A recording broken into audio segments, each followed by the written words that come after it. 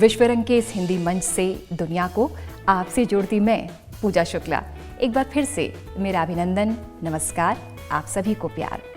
सबसे पहले तो मैं आपको हिंदी दिवस की बधाइयाँ दूँ। पूरे देश में हिंदी दिवस मनाया जा रहा है और मुझे ऐसा लगता है कि हिंदी के सामने अगर कभी कोई बहुत बड़ा अवसर था तो वो आज है। इसके पहले हिंदी की उस तरह से विस्तार के बारे में बात नहीं हो सकती थी, क्योंकि टेक्नोलॉजी जो है वो अब उपलब्ध है, काम को कर सकती है। एक और तो भारत में व्यापार और भारत एक बहुत ही शक्तिशाली देश के रूप में उभरा है। भारत को बड़े बाजार के रूप में देखा जा रहा है। भारत को शिक्षा और व्यापार के बड़े केंद्र के रूप में देखा जा रहा है। और दूसरी ओर टेक्नोलॉजी अभी ऐसी उपलब्ध है कि वो आपको विस्तार करने में, उसका मदद करने में बहुत तेज़ी से पूरे विश्व में फैला सकती है। और आपको जान के ये आश्चर्य होगा कि विश्व में करीब करीब 113 ऐसे संस्थान हैं जहाँ पर हिंदी पढ़ाई जाती है। अगर हिंदी का महत्व नहीं बढ़ रहा होता तो ये कैसे हो पाता। तो मुझे लगता है कि बहुत बड़ा अवसर है और हमें इसका आकलन करना चाहिए। और पहले जो भी हुआ हो, लेकिन अब हिंदी की स्थिति मुझे लगता है अच्छी है और उसके सामने अवसर भी बहुत सारा है।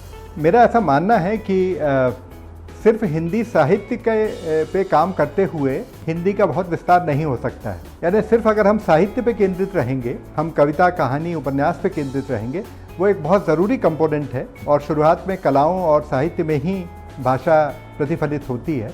लेकिन अगर भाषा को पल्लवित होना है, अगर भाषा को विस्तृत होना है, अगर भाषा को बड़ा होना है, अगर भाषा को विस्तारित होना है, तो उसमें अन्य विषयों का आना भी बहुत ज़रूरी है। वो विज्ञान हो, वो अर्थशास्त्र हो, वो राजनीति शास्त्र हो, वो वैचारिकी और सैद्धांतिकी हो, इस सब का हिंदी भाषा में और अन्य जिस भाषा को आगे बढ़ना है उसमें आना बहुत ज़रूरी है।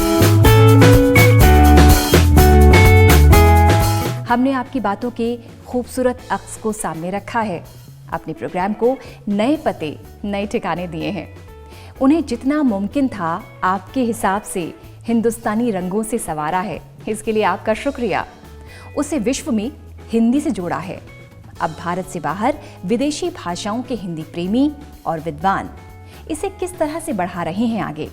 वो हमारी भाषा में सिर्फ बोल नहीं रहे, उसे विदेशों में सार्थक जीवन भी दे रहे हैं। जैसे मैंने कहा कि हिंदी सिर्फ एक भाषा के तौर पर नहीं पढ़ाए जाते हैं। हम इस भाषा को संस्कृति के साथ पढ़ाते हैं और भाषा पढ़ते वक्त छात्रों को भारतीय संस्कृति संस्कारों के बारे में पता चलता है। तुम खासकर साहित्य में दिलचस्पी लेते हो और आजकल एक निबंध लिख रहे हो। किस लेखक के बारे में? उदय प्रकाश। वो इन दिनों का एक बहुत मशहूर लेखक है आजकल, उदय प्रकाश।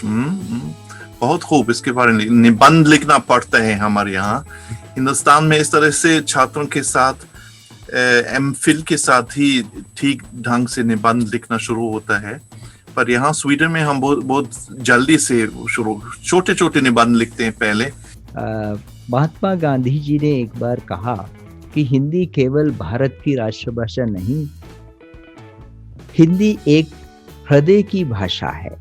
हिंदी एक राष्ट्रभाषा नहीं, हिंदी एक हृदय की भाषा। और मेरी ये बहुत आशा है और ये प्रार्थना है अपने युवक युवती कवि कवित्रियों से, जो कि हिंदी की जो हमने दिया जलाया है उसको आप मशाल बना दीजिएगा और एक दिन उसका सूरज चमका दीजिए। दादी दी अपनी मातृभाषा को कैसे भूल सकता है। और मैथिली शरण गुप्त ने कहा है कि जब मेरी भाषा में तोते भी राम राम जब कहते हैं, मेरे रोम रोम से मानो सुधा स्रोत से बहते हैं। सब कुछ भूल जाए, मैं अपनी भाषा कभी न छोड़ूंगा। वो मेरी माता है, उससे नाता कैसे तोड़ूंगा। भाषा और संस्कृति के ये जितने भी पहलू हैं वो हमारी आगे के जनरेशन की, आगे की पीढ़ी तक पहुंचाने में किसका योगदान होगा? हम और आप सबका ही तो है। अगर हम अच्छा उत्कृष्ट कोटि का साहित्य लिखेंगे, काव्य गोष्ठियां करेंगे, लोगों को प्रभावित करेंगे तो डेफिनेटली जो है आगे आने वाला समय बहुत अच्छा ही होगा। बल्कि हमारे जो भाई बहन विदेश में रहकर हिंदी पर जो कार्य कर रहे हैं, हमें उन पर गर्व होना चाहिए कि वो वहां रहकर भी हिंदी पे इतना उत्कृष्ट काम कर रहे हैं और साथ ही हमें भी जोड़ कर रखते हैं। इसलिए नहीं दिखा सकते कि हम अंग्रेजी पे लटके रहते हैं। हमें लगता है कि अंग्रेजी तो बस खुदा है, तो जब हिंदी हम अपनी भाषा का सम्मान नहीं करेंगे तो वो कहाँ से हमें तवज्जो देंगे और क्यों सीखेंगे? हमारे अपने बच्चे नहीं सीख रहे हैं हिंदी। हमने सुना है यहाँ पर कि बहुत से विश्वविद्यालयों में से हिंदी गायब कर दिया है, एमए के स्तर पे, बीए के स्तर पर, और पुराने कवियों को निकाल दिया है। रामचरितमानस कालबाह्य हो गई है लोगों के लिए। मुझे आश्चर्य, शेक्सपियर कालबाह्य नहीं हुआ है लेकिन रामचरितमानस कालबाह्य हो गया, ऐसा कैसे हो सकता है? मेरे पिताजी का तबादला छोटे बड़े शहरों में होता रहा, तो स्कूल में अंग्रेज़ी सीखती थी लेकिन मेरे चारों ओर से मैं हिंदी तरह तरह से उठाती रही। तो ये घुमक्कड़ी किसी न किसी तरह से उसने ज़रूर मुझे प्रभावित किया, मुझ में एक एडवेंचर का जज्बा दिया और भाषा के संग खेल करने का जज्बा दिया। आने वाले समय में सारा विश्व हिंदी सीखेगा। अगर हिंदी के शिक्षक हमारे एमईए की वेबसाइट पे खाली जगह है, इसलिए हिंदी की कक्षाएं लगाइए, एमए हिंदी बनाइए, एमफिल हिंदी बनाइए। विश्व को चाहिए हिंदी सीखने वाले, संस्कृत सिखाने वाले शिक्षक। आज विश्व मांगता है और विश्व मांगता है, इसलिए हिंदी और संस्कृत के शिक्षक विश्व को लगेंगे, क्योंकि भारत माता विश्व गुरु बन चुकी है। मैंने लगभग 1985, अब लगभग 30-35 साल हो गए, जब कंप्यूटर्स हमारे यहाँ आ ही रहे थे, उस समय इस किताब के बारे में सोचा। उस समय मैं विज्ञान के प्रचार प्रसार का काम करता था और मुझे ऐसा लगता था कि यदि हमें अपने ग्रामीण जनों तक पहुंचना है, अगर हमें भारतीय जन जन तक पहुंचना है, मासेस तक पहुंचना है, तो हमें विज्ञान के प्रचार प्रसार का काम हिंदी में करना पड़ेगा। उसके पहले कंप्यूटर क्रांति की बहुत सारी बात हो रही थी, कंप्यूटर का पोटेंशियल हम सब जानते थे, लेकिन ये मैंने पहली बार रियलाइज़ किया कि हमें कंप्यूटर के ज्ञान को ग्रामीण क्षेत्रों तक पहुंचाने के लिए हिंदी में बातचीत करना शुरू करना पड़ेगा। तो ये कंप्यूटर परिचय जो किताब थी, ये पहले ही वर्ष में 1986-87 की बात है, मध्य प्रदेश हिंदी ग्रंथ अकेडमी ने इसको छापा और ये शुरुआत से ही लगभग 1 लाख पहले वर्ष में बिकी और आगामी लगभग 5 सालों में 1 मिलियन 10 लाख प्रतियां इसकी मध्य प्रदेश में, छत्तीसगढ़ में, बिहार में, राजस्थान में, उत्तर प्रदेश में बिकी और ये एक तरह की टेक्स्ट बुक बन गई सभी उन लोगों के लिए जो कंप्यूटर को जानना चाहते थे। तो इससे ये सिद्ध हुआ कि हमारे लोगों में ज्ञान विज्ञान की बड़ी भूख है कि भाषा इसकी पूर्ति कर सकती है, कि कंप्यूटर को अगर ग्रामीण क्षेत्रों में जाना है तो वो इस भाषा के माध्यम से जा सकता है। और आगे चलकर इस किताब के आधार पर बहुत सारे स्कूलों ने और बहुत सारे महाविद्यालयों ने अपने कोर्सेज बनाए और उस किताब का बड़ा विस्तार हुआ। तो मुझे लगता है कि एक तरह का ये क्रांतिकारी कदम था और ये मानना गलत है कि हिंदी में संप्रेषण नहीं हो सकता है।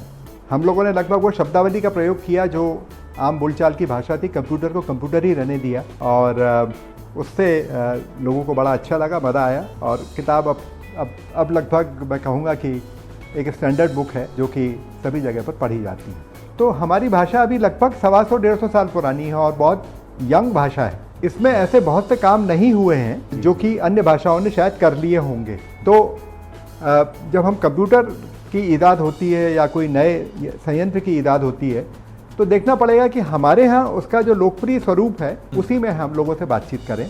तो लगभग 42 किताबें हमने कंप्यूटर, इलेक्ट्रॉनिक्स और अन्य विषयों पे की और ये सारी किताबें अब जटिलतम मतलब प्रोग्रामिंग के विषयों पर, इवन डिजिटल मार्केटिंग के ऊपर, इंटेलिजेंस के ऊपर, ऐसे बहुत सारे एडवांस विषय हैं, उन पर भी ये किताबें उपलब्ध हैं और मुझे लगता है ये किया जा सकता है अगर हम छात्र की दृष्टि से देखें। ज़्यादा शब्दावली के चक्कर में ना पड़ें, हम संप्रेषित करने का काम करें। और विज्ञान पे भी जैसे आप बात कर रहे हैं तो हमने आधुनिक विज्ञान के विषयों पे भी लगभग 50 और किताबें अन्य लोगों से लिखवाई हैं। वो दूर संचार के बारे में है, वो सैटेलाइट कम्युनिकेशन के बारे में है, वो एटॉमिक एनर्जी के बारे में है और लगभग 50 लोकप्रिय विज्ञान की किताबों को भी अपन ने तैयार किया है। एक पत्रिका भी निकालते हैं जो इलेक्ट्रॉनिकी के नाम से है, लगभग 35 वर्षों से निकल रही है। ये आपको जान के आश्चर्य होगा कि हिंदी की पत्रिका है, इलेक्ट्रॉनिक्स और कंप्यूटर की पत्रिका है, विज्ञान की पत्रिका है। अब देश की एकमात्र पत्रिका है जो लगभग 35-40 हज़ार कॉपीज़ बच्चों के पास तक जाती है और खूब लोकप्रिय पत्रिका है। देश के सारे विज्ञान लेखक उसमें लिखते हैं, हिंदी भाषा में लिखते हैं। तो मुझे लगता है काम किया जा सकता है, हमारी इच्छा शक्ति उस तरह की होनी चाहिए। विश्व रंग जब हमने आयोजित किया तो इस आधार पे ही किया था कि हिंदी का प्रचार प्रसार करना है, लेकिन उसका पहला आधार ये था कि हिंदी और भारतीय भाषाओं को बराबरी से रखा जाए और हिंदी और भारतीय भाषाओं के बीच में कोई द्वंद्व न दिखे, न द्वंद्व क्रिएट किया जाए। तो पहली बात तो यह है कि हमको हिंदी और भारतीय भाषाओं को यदि वैश्विक समझ बनानी है तो एक फ्रंट के रूप में लेना पड़ेगा। दूसरी ओर हिंदी को अपनी बोलियों से भी सीखना है। तो हुआ यह है कि हिंदी का जो रस था, जो उसकी बोलियों में रस था, वो छत्तीसगढ़ी हो, वो मालवी हो, वो ब्रज हो, वो अवधी हो, वो भोजपुरी हो, ये जो बोलियां थी जहाँ से कि ज़मीनी रस भाषा में आता था, एक तो वो कट गया और दूसरा हमने भाषा को अन्य भारतीय भाषाओं के खिलाफ खड़ा कर लिया। हमने शायद उतना ना किया हो, लेकिन अन्य भाषाएं उसको प्रतिद्वंदी के रूप में देखती हैं। तो पहला काम तो हमें इस पर्सपेक्टिव को ठीक करना है, इस परिप्रेक्ष्य को ठीक करना है और हमें भारतीय भाषाओं के साथ समग्रता के रूप में देखना चाहिए और बोलियों का रस जो है वो लगातार इसमें आते रहना चाहिए। बोलियां हमारी प्रतिद्वंदी नहीं हैं, वो हमारी सहयोगी हैं, सहोदर हैं और उनके साथ काम करना चाहिए। तो ये स्टैंड हमने विश्व रंग में लिया था, खूब लोकप्रिय हुआ।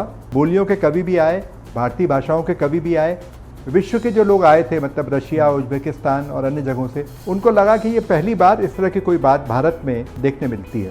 एक यूटा ऑस्टिन हैं जो इंग्लैंड में हिंदी पढ़ाती हैं, तो उन्होंने ये कहा कि देखिए, भारतीय भाषाओं में, हिंदी में विशेषकर, विद्वान तो बहुत सारे हैं लेकिन हिंदी के प्रेमी कम हैं। तो हमें सिर्फ विद्वान ही नहीं बल्कि प्रेमी पैदा करने हैं जो कि हिंदी की अन्य भाषाओं के साथ प्रेम करते हो। मैंने जर्मन दार्शनिकों के, अंग्रेजी लेखकों के, स्पेनिश लेखकों के हिंदी अनुवाद किए हैं, अंग्रेजी के माध्यम से किए हैं, लेकिन वो अनुवाद उतने प्रांजल भाषा में किए गए हैं जो अभी लगभग ओरिजिनल का मदा देते हैं, मतलब जैसा आप ओरिजिनल पढ़ेंगे वैसा मदा देते हैं। तो हमें अनुवाद का वाकई बहुत बड़ा काम करना चाहिए और हमारे विश्वविद्यालय में एक स्कूल ऑफ ट्रांसलेशन हमने बनाया है। और दूसरी बात एक और कहना चाहता हूँ कि अन्य भाषाओं से हिंदी के साथ साथ हमें हिंदी को भी अन्य भाषाओं में ले जाने का काम करना है। न जाने कब से अंग्रेजी भूत सवार है, न जाने कब से अंग्रेजी भूत सवार है। ओ हिंदी बोले तो बोले के गवार है, ओ हिंदी बोले तो बोले के गवार है। न जाने कब से अंग्रेजी भूत सवार है, न जाने कब से अंग्रेजी भूत सवार है। ओ हिंदी बोले तो बोले के गवार है, ओ हिंदी बोले तो बोले के गवार है।